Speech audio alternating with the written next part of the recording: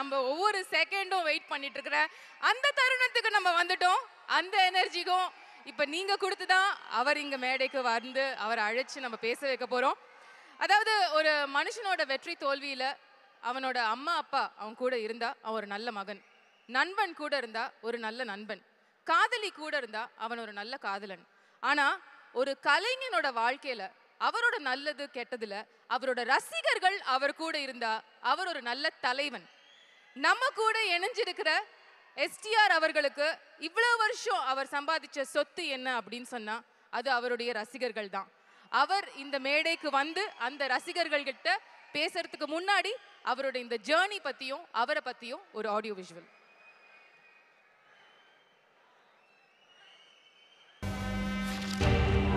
இந்த ஏஜி ராவண ஆட்சி நடக்குது எல்லா பயனுக்கும் தெரியும்ல.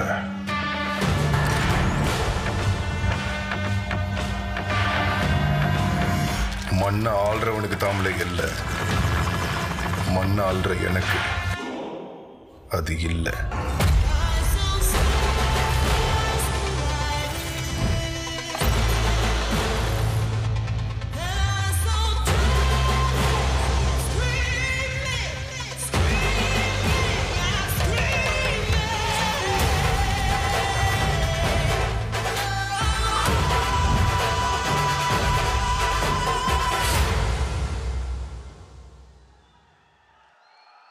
And without any further delay, please welcome on stage Atman STR.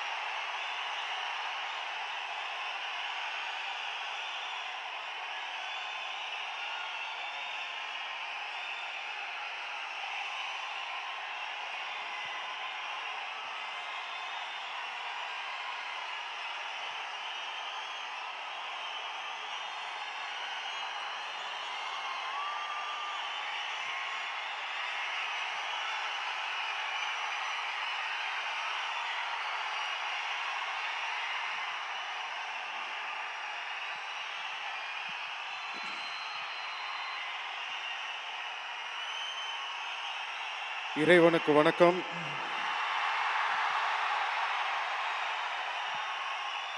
தமிழுக்கும் என் தமிழ் மண்ணுக்கும் வணக்கம். மற்றும் இங்கே கூடியிருக்கும் பெரியோர்கள், தாய்மார்கள், மீடியா நண்பர்கள், வெல்விஷர்ஸ் எல்லாருக்கும் வணக்கம். மற்றும் நான் இங்கே நிற்க காரணமாக இருக்கக்கூடிய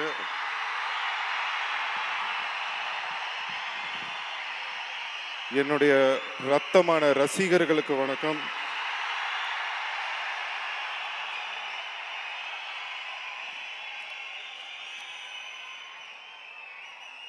நான் இங்கே வரும்போது ஒரே ஒரு விஷயந்தான் என் மைண்டில் ஓடிட்டே இருந்தது. அது என்னன்னா, இன்னைக்கு நான் அழக்கூடாது. அது ஒன்று தான் என் மைண்டில் அது ஒன்று தான் என் மைண்டில் ஓடிட்டே இருந்தது. ஏன்னா என்ன பிரச்சனை என்னன்னா, நம்ம எமோஷ்னல், அது தானாகவே நம்ம சின்னதாக படத்தில் ஒரு சின்ன சென்டிமெண்ட் சீன் வந்தால் கூட நான் அழுதுருவேன். ஸோ அந்த மாதிரி ஒரு எமோஷ்னலான ஆள். ஆனால் நான் ஏன் இன்னைக்கு அழக்கூடாதுன்னு நினச்சேன்னா, உங்களுக்காக நான் அழக்கூடாது. ஏன்னா இவ்வளோ நாள் அந்த கஷ்டத்தை எல்லாம் நம்ம பார்த்தாச்சு. நீங்கள் எனக்காக அந்த கஷ்டத்தை எல்லாம் தாங்கியாச்சு. இனிமே நீங்கள் சந்தோஷமா இருக்கணும், நீங்கள் சிரிக்கணும்.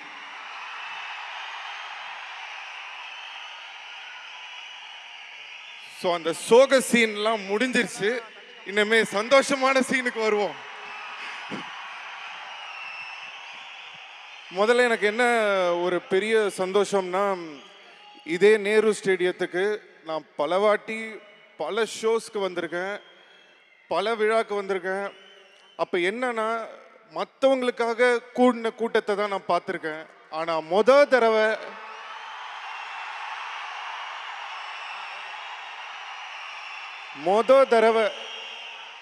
என்ன நேசிக்கிற என்னோட ரத்தங்களை பார்க்கறதுக்கு அவ்வளோ சந்தோஷமா இருக்குங்க.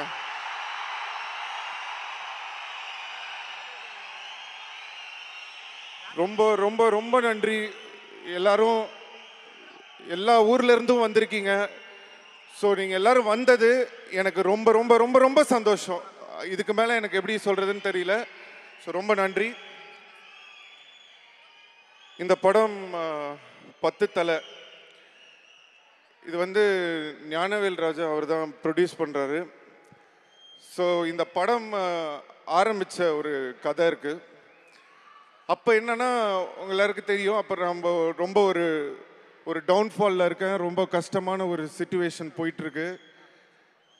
எனக்கு என்னன்னா, சரி ஓகே வெளியில் பிரச்சனை நடக்குது, இதெல்லாமே ஓகே, பட் உள்ளே நம்ம கரெக்டாக இருக்கணும். இங்கேயும் உடஞ்சி போயிட்டேன். அந்த நேரத்தில் தான் இறைவனை நோக்கி, சரி இதெல்லாம் சினிமாலாம் வேணாம், இதெல்லாம் விட்டுட்டு போயிடுவோம், எதுக்கு இதெல்லாம் நடித்து நம்ம என்ன பண்ண போகிறோன்ற ஒரு தாட் ப்ராசஸ் இருக்கும்போது ஞானவேல் சார் வந்து சொல்கிறாரு, இவர் வீட்டுக்குள்ளேயே உட்காந்துருக்காரு, இவர் வரவே மாட்டாருன்றாரு. எனக்கு என்னன்னா, நானே கஷ்டத்தில் இருக்கேன், வெளியில் வரல, வீட்டில் இருக்கிறது கூட ஒரு பிரச்சனையா. அப்பா கொஞ்ச நாள் கழித்து அவரே ஃபோன் அடித்தார், இந்த மாதிரி ஒரு படம் இருக்குன்னு. சரி ஓகே, அவர் கூப்பிட்றாரு, சரி என்னதான் படம் அப்படின்னு சொல்லி கேட்கும்போது, இந்த மாதிரி ஒரு கன்னடத்தில் ஒரு படம் இருக்குது, மஃப்டி ரீமேக் பண்ணோம். எனக்கு என்னன்னா, அந்த படம் வந்து சிவராஜ்குமார் சார் நடித்த படம். சிவானா வந்து அவர் வந்து ஒரு பெரிய லெஜெண்ட் கன்னடத்தில், வந்து is a great super star. அவர் நடித்த கேரக்டரில் வந்து கண்டிப்பாக நான் வந்து நடிக்க முடியாது. அவரை ஒரு துளி கூட என்னால் அவரை வந்து மேட்ச் பண்ணவே முடியாது. அவர் நடித்ததுக்கு, அவர் எப்படி நம்மளுக்கு இங்கே சூப்பர் ஸ்டார் இருக்காரோ அந்த மாதிரி சிவானா அங்கே இருக்கார். ஸோ நம்ம எப்படி அந்த மாதிரி ஒரு ரோலில் போய் நடிக்க முடியும்னு அப்புறம் நான் மெயினாக இந்த படம் ஒத்துக்கிட்டதுக்கு காரணம் வந்து கௌதம் தான். ஏன்னா என்னன்னா, நான் வந்து எனக்கு நிறைய பேர் சொல்லுவாங்க, நான் ஒரு சின்ன படமாக இருக்கட்டும், பெரிய படமாக இருக்கட்டும், யார் படமாக இருந்தாலும் ஒருத்தங்க வந்து கஷ்டப்பட்டு உழைச்சிருக்காங்க, நம்மளுக்கு பிடிச்சிருக்குன்னா உடனே அவங்கள கூப்பிட்டு நான் பாராட்டிடுவேன். அது ஏன்னு என்கிட்ட நிறைய பேர் கேட்பாங்க. ஏன்னா தட்டி கொடுக்கறதுக்கு தான் இங்கே தட்டி விடுறதுக்கு நிறைய பேர் இருக்காங்க, ஆனால் தட்டி கொடுக்கறதுக்கு யாருமே இல்லை. ஸோ நம்மளால் முடிஞ்ச அளவுக்கு, ஏன்னா எனக்கு அது வந்து பெருசாக நடந்ததே கிடையாது, உங்கள் எல்லாருக்குமே தெரியும். எனக்கு தட்டி கொடுக்கறதுக்கு என்றைக்குமே என் ரசிகை மட்டும்தான் என் கூட இருந்திருக்காங்க. என்னன்னா, எனக்கு கௌதம் வந்து ஒரு நடிகனா மட்டும் இல்லை, ஒரு நல்ல பையன் கௌதம். அந்த கௌதம் கார்த்திக்கு வந்து நான் பார்த்து, நம்ம சில பேர் பார்க்கும்போதே நம்மளுக்கு தெரியும், இவங்க வந்து இந்த மாதிரி எப்படி இருப்பாங்க, இவங்க என்ன எப்படி நடிப்பாங்க என்ன இதுன்னு. தங்கமான ஒரு பையன். உண்மையிலே நான் சொல்கிறேன், அவரோட ஃபேமிலியில் அவருக்கு நிறைய அவரை சுற்றி அவர் நிறைய ப்ராப்ளம் எல்லாத்தையுமே ஃபேஸ் பண்ணி இன்னைக்கு அந்த பையன் வந்து இந்த இடத்துக்கு வந்திருக்காருன்னா, உண்மையிலே ஹேட்ஸ் ஆஃப் கௌதம். உண்மையிலே நான் வந்து இந்த மாதிரி ஒரு பையனை பார்த்ததே கிடையாது. அண்ட் இந்த படம் எனக்கு வெற்றி கிடைக்குதோ இல்லையோ, கண்டிப்பாக உங்களுக்கு இந்த படம் மிகப்பெரிய ஒரு வெற்றி படமாக அமையும். 100% அது நடக்கும். அதுக்கு நான் இறைவனை வேண்டிக்கிறேன். ஞானவேல் சார் என்னன்னா, ஸோ வந்தாச்சு இந்த படம். அதுக்கப்புறம் நான் கௌதம்காக ஒத்துக்கிட்டதுக்கு அப்புறமா நாங்கள் ஷூட்டிங் பண்ண போனோம். நிறைய பிரச்சனை, எனக்கு அந்த நேரத்தில் பிரச்சனை. அப்போ என்னன்னா, நான் குண்டா இருந்தேன், அதனால அந்த கேரக்டருக்கு ஓகே ஓரளவுக்கு மேட்ச் ஆயிடுச்சு. ஸோ அதெல்லாம் நடந்து முடிஞ்சிருச்சு. அதுக்கப்புறம் பார்த்தீங்கன்னா உங்களுக்கே தெரியும், டிரான்ஸ்ஃபர்மேஷன் நடந்தது, மாநாடு வந்தது. அதுக்கப்புறம் திருப்பி 10 தலை திருப்பி போனோம் அப்படின்ற ஒரு சிச்சுவேஷன். எனக்கு என்னன்னா, நான் நினச்சிருந்தா கூப்பிட்டு ஞானவேல் அவர்கிட்ட சொல்லியிருக்கலாம், பிரதர் நான் காசை திருப்பி கொடுத்துட்றேன் பிரதர், என்னை விட்டுருங்க, இப்போது வேறு மாதிரி போயிட்டுருக்கு, நான் அப்படியே போயிடுறேன், இது திருப்பி பண்ண முடியாதுன்னு. அப்போ எனக்கு திரும்பவும் எனக்கு ஞாபகம் வந்தது கௌதம் தான். சரி, அந்த பையனுக்காக நம்ம இந்த படத்தை முடிச்சு கொடுத்து தான் ஆகணும், ஸோ அதனால் நம்ம இதை பண்ணிவிடுவோம் அப்படின்னு சொல்லிட்டு நான் உடனே ஞானவேல் அவர் கூப்பிட்டு நான் ஓகே சொல்லிட்டேன். இப்போ என்ன பிரச்சனைனா, அந்த கேரக்டரில் வந்ததை அப்படியே வச்சாங்கன்னா இப்போ நான் அதுக்கேற்ற மாதிரி திருப்பி இது பண்ணணும். இப்போ கிருஷ்ணா என்கிட்ட வந்து என்ன சொல்கிறாருன்னா, சார் இப்போ ரொம்ப ஒல்லி ஆயிட்டீங்க, இந்த படத்துக்கு நீங்கள் கொஞ்சம் குண்டாக இருக்கணும். உடனே நான் கேட்டேன், ஏன் உங்களுக்கு மனசாட்சியே இல்லையா? ஒரு கிலோ குறைக்கிறதுக்கு நான் பட்ட கஷ்டம் எனக்கு தான் தெரியும். ஏதோ ஜாலியா நீங்க வெயிட் போட்டிருக்கேன்னு இவர் சொல்லிட்டு போயிடுவாரு. நம்ம படத்துக்காக வெயிட் போட்டுருவோம். வெயிட் போட்டோம்னா அடுத்து உடனே எழுதிடுவாங்க, பாத்தீங்களா சிம்பு திருப்பி வெயிட் போட்டு பழைய மாதிரி சுத்திட்டு இருக்காரு, இனிமேல் ஷூட்டிங்லாம் வரமாட்டாரு, முடிச்சிருவாங்க. நம்மளுக்கு பிரச்சனை பண்றதுக்கு தான் நிறைய பேர் இருக்காங்களே. நானே கஷ்டப்பட்டு இப்பதான் எல்லாத்தையும் சரி பண்ணி வந்திருக்கேன். சரி என்னடா பண்றது, இவர் வேற வெயிட் போடணுன்றாரு, இப்போதான் இவ்வளோ கஷ்டப்பட்டு வெயிட்டை கம்மி பண்ணோம். உடனே நான் கிருஷ்ணா கிட்ட சொன்னேன், கிருஷ்ணா இதை பாருங்க, இனிமேலாம் என்னால் வெயிட் எல்லாம் போட முடியாது, நான் சாப்பிட்றதே 2 வேளை தான், அதுவும் ஒரு வேளை தான் சாப்பாடு கிடைக்குது, நீங்கள் இந்த மாதிரி பண்ணாதீங்க, நீங்கள் ஒன்று பண்ணுங்க, நீங்கள் ஒரு ஃபோட்டோ ஷூட் எடுங்க, நீங்கள் ஃபோட்டோ ஷூட் எடுத்து பாருங்கள், அதுக்கப்புறம் உங்களுக்கு பிடிக்கலன்னா பண்ணிக்கலான்னு சொல்லிட்டு நானும் என்ன பண்ணேன், ஃபோட்டோ ஷூட்டுக்கு எல்லாம் ரெடி ஆகி, நீங்கள் ஒரு ஃபோட்டோ பார்த்துருப்பீங்க, இந்த பேக்கில் சேருக்கு பின்னாடி கை வச்சுட்டு இருக்கிற மாதிரி ஒரு ஃபோட்டோ இருக்கும். அந்த ஃபோட்டோவோட ஃப்ரண்ட் ஏன் நாங்கள் காட்டலன்னா, ஸ்கூல் பையன் வந்து சேரில் உட்காந்தா எப்படி இருக்கும் அந்த மாதிரி இருக்கு.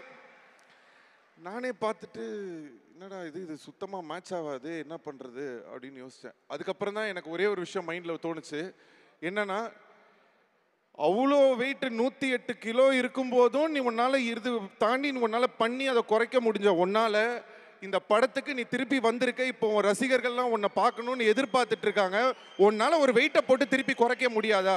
ஓகே கிருஷ்ணா நான் பண்றேன்னு சொல்லி தான் இந்த படத்துக்கு நான் அந்த வெயிட்டை போட்டேன். அந்த வெள்ளை தாடியை வச்சு அந்த கொஞ்சம் வெயிட் போட்டு அதை மெயின்டைன் ஒரு அந்த கேரக்டருக்கு, ஏன்னா இந்த கேரக்டர் வந்து என்னுடைய வயசுக்கும் இது வந்து கொஞ்சம் ஒரு மெச்சூர்டான ஒரு கேரக்டராக இருக்கு. அதனால நான் சொன்ன மாதிரி சிவானா மாதிரி என்னால் பண்ண முடியாது, பட் நான் என்னால் என்ன பண்ண முடியுமோ, நான் என்ன கற்றுக்கிட்டனோ அதை இந்த படத்தில் நீங்கள் எல்லோரும் ரசிக்கிற மாதிரி பண்ணியிருக்கேன்னு நினைக்கிறேன், நம்புகிறேன். நீங்கள் பார்த்துட்டு நீங்கள் எல்லோரும் சொல்லுங்கள். ஞானவேல் ராஜா டார்லிங் டார்லிங் கூப்பிடுவார், பட் என்னன்னா எனக்கு எப்படி ஒரு ஃபேஸ் நான் வந்து கோத்ரூ பண்ணணும், அந்த மாதிரி அவருக்கும் சில விஷயங்கள்லாம் வந்து கோத்ரூ பண்ணிகிட்டு இருந்தார். பட் எனக்கு என்ன சந்தோஷம்னா, இன்னைக்கு எல்லாத்தையும் கடந்து 10 தலை படமாக இருக்கட்டும், அடுத்து சூர்யா நான் 42 மிகப்பெரிய ஒரு பட்ஜெட்டில் எடுக்கிறாங்க, நிறைய படம் பண்ணுறாரு, தங்கலான் பண்ணுறாரு, நம்ம விக்ரமண்ணா படம், ஸோ அந்த படமும் வந்து சூப்பராக வரப்போகுது. ஸோ ஞானவேல் அவர் வந்து இப்போ பண்ணிகிட்டு இருக்கிற படங்கள்லாம் பார்க்கும்போது ரொம்ப சந்தோஷமாக இருக்குது. Love you brother, all the very best, God bless you.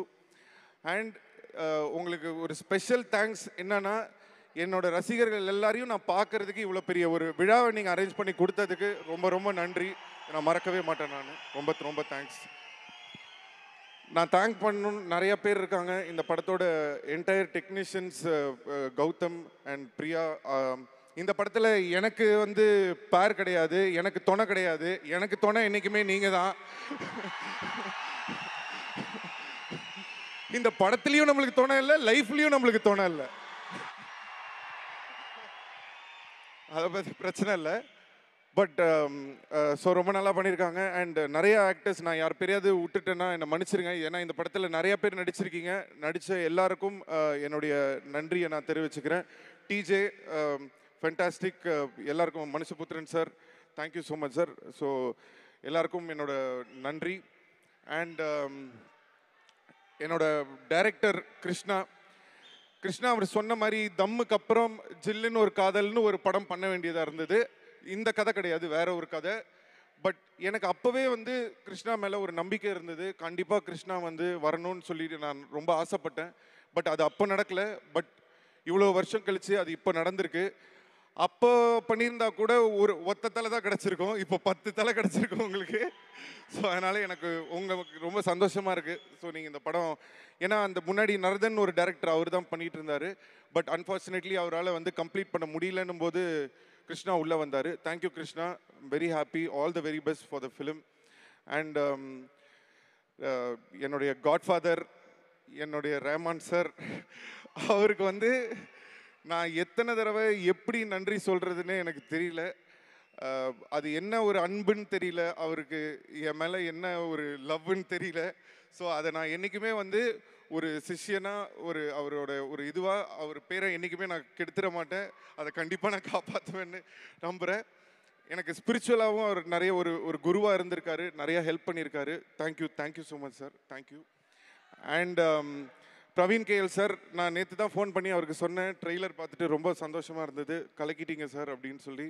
Farooq cameraman, இந்த படத்தில் பார்த்தீங்கன்னா இந்த படத்தை பற்றி நான் பெருசாக வந்து படத்தை பற்றி நான் சொல்ல விரும்பலை. நீங்கள் தியேட்டரில் போய் படம் பாருங்கள், பார்த்துட்டு உங்களுக்கு பிடிச்சிருக்குன்னா நீங்கள் சொல்லுங்கள். ஆனால் ஒன்று எனக்கு இந்த படத்தில் நான் கண்டிப்பாக சொல்லி ஆகணும். கேமராமேன் சாரும் அந்த லாஸ்ட்டில் கிளைமேக்ஸில் ஒரு ஃபைட் இருக்குங்க. அந்த ஃபைட்டுக்கு கிட்டத்தட்ட ஒரு 9 நாள்லேருந்து 10 நாள் வந்து ஷூட் பண்ணியிருப்போம். நைட்டு ஃபுல் நைட் ஷூட் பண்ணியிருக்கோம். நீங்கள் எல்லோரும் கண்டிப்பாக அந்த ஃபைட்டை பார்த்துட்டு எல்லோரும் ரசிப்பீங்கன்னு கண்டிப்பாக நான் நம்புகிறேன். ஆனால் அந்த உழைப்பை போட்ட அந்த ஃபைட் மாஸ்டர், கேமராமேன், அந்த டெக்னீஷியன்ஸ் டீம் எல்லாருக்கும் என்னுடைய நன்றியை நான் தெரிவிச்சுக்கிறேன். அண்ட் யார் பேரையாவது நான் விட்டுருந்தேன்னா மன்னிச்சுக்கோங்க, மறந்துடாதீங்க. அப்புறம் வர ஒரே ஒரு நிமிஷம் வர முக்கியமாக எனக்கு இன்னைக்கு இன்னொரு சந்தோஷமான ஒரு தருணம். அது என்ன அப்படின்னா, எங்கள் அப்பா அம்மா இங்கே இன்னைக்கு வந்தது. இது வரைக்கும் நான் வந்து இது 50வது படம், கிட்டத்தட்ட 50 படம் நடித்து முடிச்சுட்டேன்.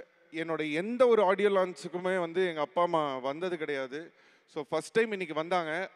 எங்கள் அப்பா சொன்னார் ஓகே, எங்கள் அம்மா எல்லாருமே அப்பாவும் சொன்னார், அம்மா சொன்னாங்க. பட் உண்மையிலேயே அவங்க வந்ததுக்கான காரணம் வந்து என்னுடைய ரசிகர்கள் தான்.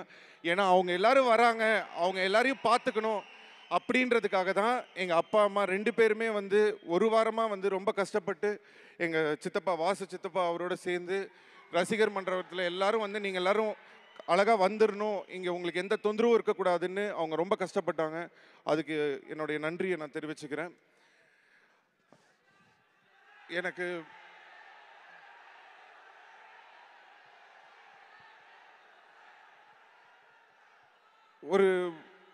இன்னொரு விஷயம் என்னன்னா,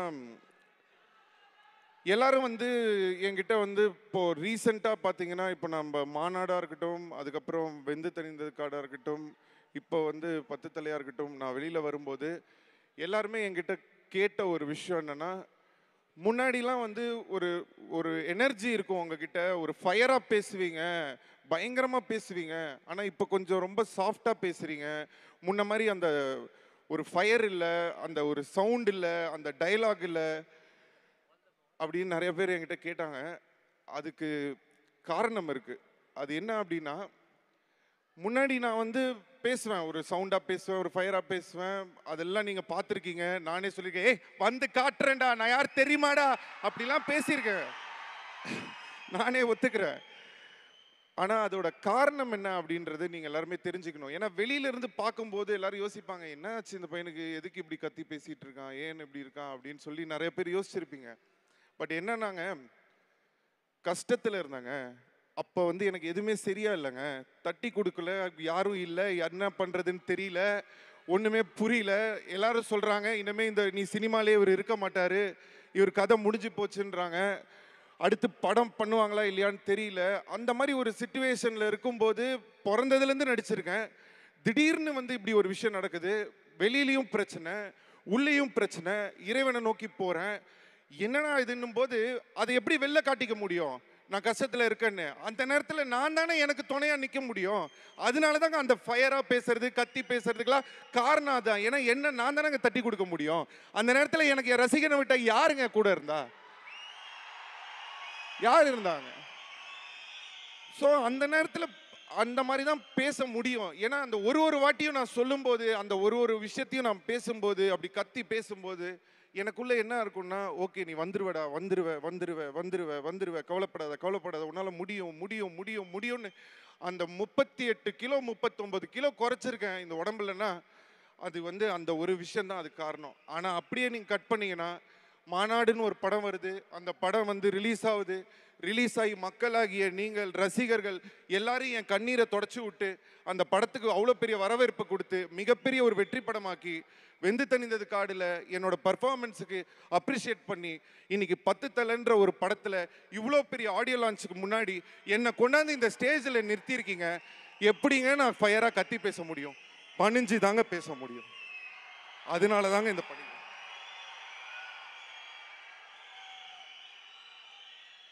இந்த டிரான்ஸ்ஃபர்மேஷன் திரும்பவும் வந்து இந்த 10 தலை முடிஞ்சதுக்கு அப்புறமா இவர் பழையபடி இதுவாயிட்டாரு அதுன்னு சொல்லி என் ஃபேன்ஸ் எந்த விதத்துலையும் அவங்க மனசு கஷ்டப்பட்டுறக்கூடாதுன்னு யாருக்கும் சொல்லாமல் நேராக போனேன். 3 மாதம் என் வேலையை பார்த்தேன். நேராக வந்து இப்போ உங்கள் முன்னாடி இப்படி நிற்கிறேன். அவ்வளோதான். நான் அப்போ சொன்னது தாங்க இப்போவுமே. இனிமே பெருசாக பேசுறதுக்கெல்லாம் ஒன்றுமே இல்லைங்க, செயல் மட்டும்தாங்க. இந்த டிரான்ஸ்ஃபர்மேஷன்னு ஒரு வார்த்தை நிறைய யூஸ் பண்ணுறாங்க. அதில் ஒரு விஷயம் நான் சொல்ல ஆசைப்படுறேன். ஒரு வாட்டி நம்ம ஒரு விஷயம் பண்ணிட்டோம், டிரான்ஸ்ஃபார்ம் ஆகிட்டோம், முடிஞ்சிருச்சுன்னு மட்டும் வாழ்க்கையில் எப்போவுமே நினைக்காதீங்க. ஒரு நாளுமே நம்மளுக்கு டிரான்ஸ்ஃபர்மேஷன் தான். ஒரு நாளும் நம்மளை நம்ம மாற்றி தான் ஆகணும். ஒரு நாளும் நம்ம புதுசாக நம்மளை வந்து ஒரு விதமாக நம்மளை வந்து மெச்சூர்டாக நம்ம வந்து முன்னேறி போகணும். அதனால இந்த டிரான்ஸ்ஃபர்மேஷன்ன்றது எனக்கு மட்டும் இல்லை, அது எல்லாருக்குமே தான். ஆனால் அது ஒரு நாளும் இருக்குது அப்படின்றத நான் இங்கே சொல்லிக்க விரும்புகிறேன். என்னுடைய ரசிகர்களுக்கு நான் என்ன சொல்கிறது அப்படின்றது எனக்கு சத்தியமாக எனக்கு தெரியல. ஏன்னா எல்லாருக்குமே தெரியும் நீங்கள் வந்து எனக்காக எவ்வளோ பண்ணியிருக்கீங்க, எனக்காக எப்படி கூட நின்று இருக்கீங்க அப்படின்றது எல்லாருக்குமே தெரியும். பட் நான் சொன்ன மாதிரி நீங்கள் கஷ்டப்பட்ட டைமு, நீங்கள் எனக்காக முட்டு கொடுத்து, நீங்கள் எனக்காக என் தலைவன் வருவான்னு சொன்னது இன்னைக்கு என்னை கூட்டிகிட்டு வந்து இங்கே விட்டுட்டீங்க.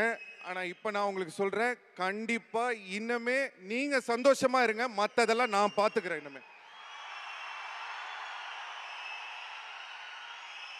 இன்னமே நீங்கள் வந்து இந்த ட்விட்டரில் போயிட்டு இந்த இன்ஸ்டாகிராமில் போயிட்டு என் தலைவன் பாடுறா என்ன பண்ணுவான்டா, என் தலைவன் வருவான்டா, என் தலைவன் அப்படிறா இப்படிறா, எதுவுமே வேணாம். நீங்கள் எதுவுமே பண்ண வேணாம். எனக்கு நீங்கள் என் கஷ்டத்தில் இருக்கும்போது நீங்கள் எனக்காக பண்ணது போதும். இன்னமே நான் என்ன பண்ணுறேன்னு மட்டும் பாருங்க.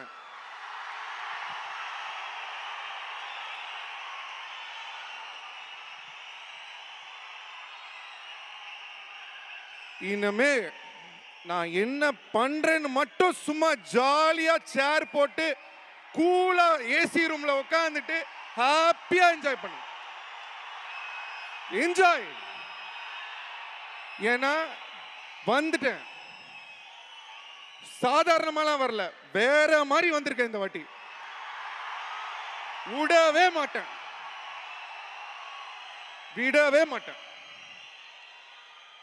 உங்களை இன்னமே நான் தலை குனிய விடவே மாட்டேன். நடக்காது. அதே மாதிரி சொல்றேன், எப்போ ஒருத்தன் கஷ்டத்துல இருந்து அவன் திருப்பி உழைச்சு முன்னாடி வரணும்னு அந்த பையன் வந்து வரானும் போது, தமிழ் மக்களாகிய நான் பிறந்ததுல இருந்து ஐ அம் எ லிட்டில் ஸ்டார் சாங்ல இருந்து ஒரு குடும்பத்துள்ளேயும் நான் இருந்திருக்கேன். அந்த மக்கள் எப்போ என்னை மதிச்சு எனக்கு மாநாடுன்னு ஒரு வெற்றியை கொடுத்து, எனக்கு வெந்து தணிந்தது காடு கொடுத்து, இப்போ 10 தலையில என்னை அழகு பார்க்குறீங்களோ, தமிழ் மக்களுக்கும் சொல்றேன், தமிழ் சினிமா பெருமைப்படுற மாதிரி நான் கண்டிப்பா இனிமே நடந்துப்பேன்.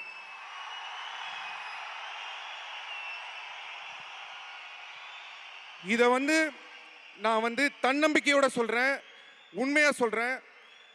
நம்மளுடைய தமிழ் சினிமா உலக அளவில் தமிழ் சினிமாவை கொண்டு போய் நிறுத்த வேண்டியது நம்ம எல்லாருடைய கடமை. அதுல ஒரு கடமை எனக்கும் இருக்கு, அதை நான் கண்டிப்பா செய்வேன். என் ரசிகர்களுக்கு நான் சொல்ல விரும்புறது ஒன்னே ஒண்ணுதான், தனித்தன்மையை யாருக்காகவும் விட்டு கொடுத்துறாதீங்க. ஏன்னா இந்த உலகத்துல நம்மள எல்லாரையுமே ஏதோ ஒரு ரூபத்தில் யாராவது ஒருத்தங்க ஏதாவது சொல்லிக்கிட்டே இருப்பாங்க. உங்கள் ட்ரெஸ்ஸு சரியில்லைன்னு வாங்க, இல்லை உங்களோட முடி சரியில்லைன்னு வாங்க, இல்லை உங்களோட அது சரியில்லை, ஏதாவது ஒன்று சொல்லுவாங்க. ஸோ என்ன ஆகுதுன்னா, நம்ம மற்றவங்களுக்காக நம்மளை மாற்றிக்கிட்டே இருக்கோம், மற்றவங்களுக்காக நம்ம இழந்துக்கிட்டே இருக்கோம், மற்றவங்களுக்காக நம்மளுடைய பொய்யான ஒரு முகத்தை வெளில கொண்டு வரோம். அதை விட்டுட்டு என்னோட ரசிகர்களுக்கு நான் சொல்கிறது ஒன்றே ஒன்று தான், உங்களுக்குள்ள இருக்கிற அந்த கேரக்டரை யாருக்காகவும் மாத்திக்காதீங்க. நீங்களா இருங்க. தனித்துவத்தை என்னைக்குமே விட்டுறாதீங்க. அந்த இண்டிவிஜுவாலிட்டியை என்னைக்குமே விட்டுறாதீங்க. அதை மட்டும் ஞாபகம் வச்சுக்கோங்க. ரொம்ப சந்தோஷம் உங்க எல்லாரையும் இன்னைக்கு பார்த்ததுல வந்து எனக்கு ரொம்ப ரொம்ப ரொம்ப சந்தோஷம். உங்களுக்காக ஒரே ஒரு விஷயம், ஒரு சர்ப்ரைஸ் வச்சிருக்கேன்.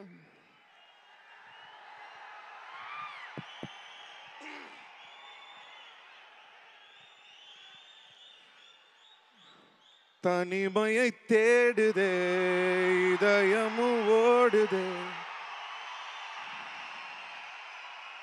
என்னை நானே தேடி தேடி பார்க்கிறேன், தேடி தேடி பார்க்கிறேன். உனக்கு என்னை கொடுக்க நினைத்து மனசை நான் அனுப்பினேன் ரொம்ப ஆசையா. வாலி போல பாட்டெழுத எனக்கு தெரியலையே, உன்னை பத்தி பாடாம தான் இருக்க முடியலையே. என்ன நானே திட்டி திட்டி பார்த்தேன், மனசு திருந்தவில்லை. என் மனசு உங்களை விட்டு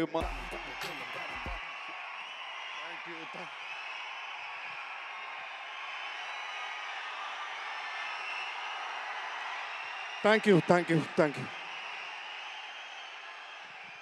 ஓகே, எல்லாரும் சந்தோஷமா வீட்டுக்கு போயிட்டு வாங்க. உங்க எல்லாருக்கும் சாப்பாடு ரெடி பண்ணியிருக்கோம், சாப்பிட்டுட்டு போங்க, சேஃபா போங்க. எல்லாரும் வெளியூர்லேருந்து வந்திருப்பீங்க, ரொம்ப சேஃபா போங்க. நன்றி. மார்ச் 30 தியேட்டரில் உங்களுடைய சந்தோஷத்தை பார்க்கறதுக்கு நான் வரேன். எந்த தியேட்டருக்குன்னு சொல்ல மாட்டேன், எந்த தியேட்டருக்கு வரேன்னு சொல்ல மாட்டேன். ஆனால் கண்டிப்பாக உங்களோட வந்து இந்த படம் பார்ப்பேன். தேங்க்யூ.